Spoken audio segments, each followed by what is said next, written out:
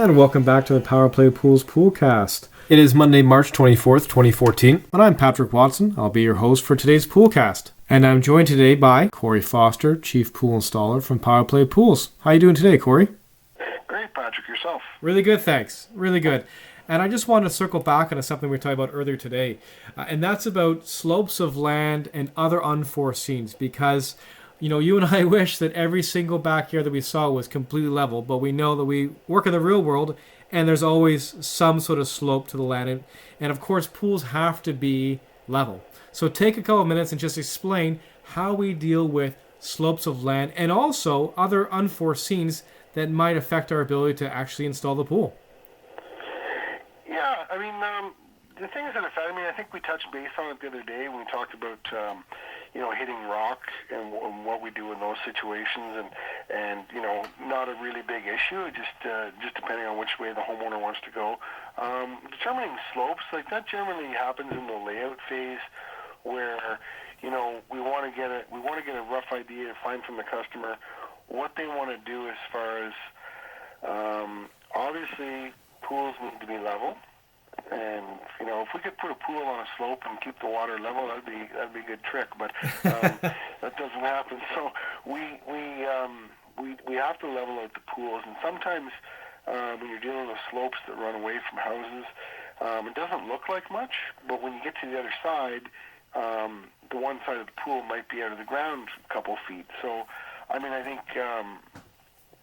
Obviously we look after that all in the design phase and stuff, but, and you would know better about things that can be done as far as grade beams, rock walls, retaining walls, different sorts of things. But, that's all taken in consideration, and it's just, we like to let the homeowners know up front, what type of slope we're actually really are dealing with, because 2% slope over we'll just say over 100 feet, that's 24 inches.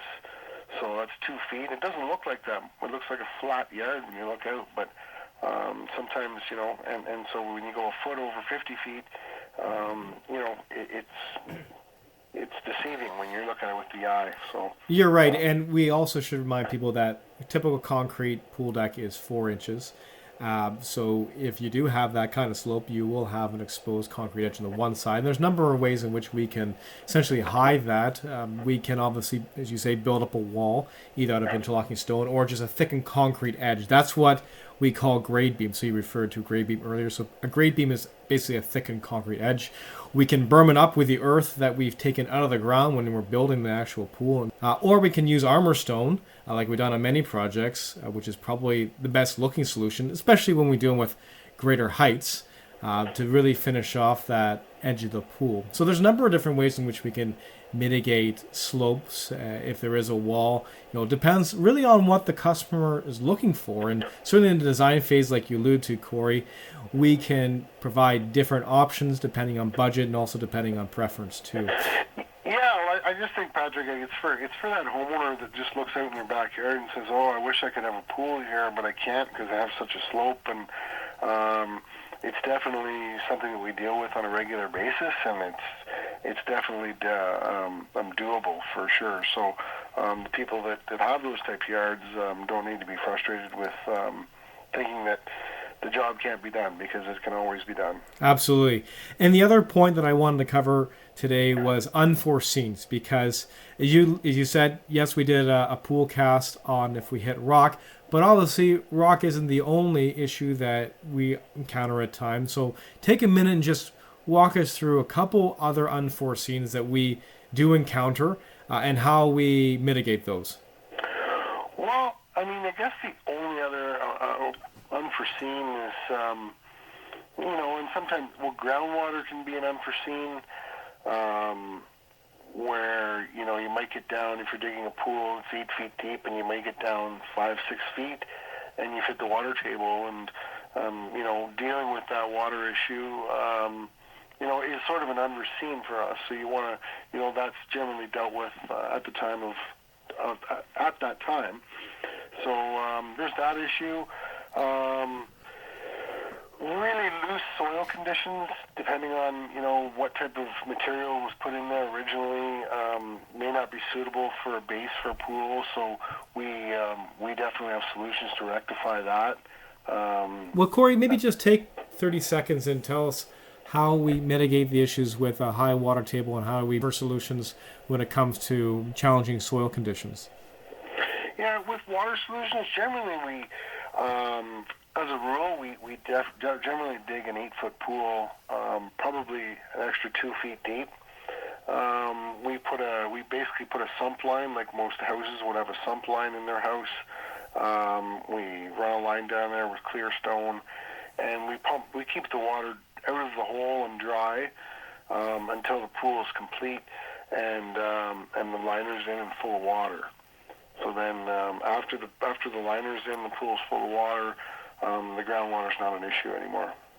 Great. And what about challenging soil conditions?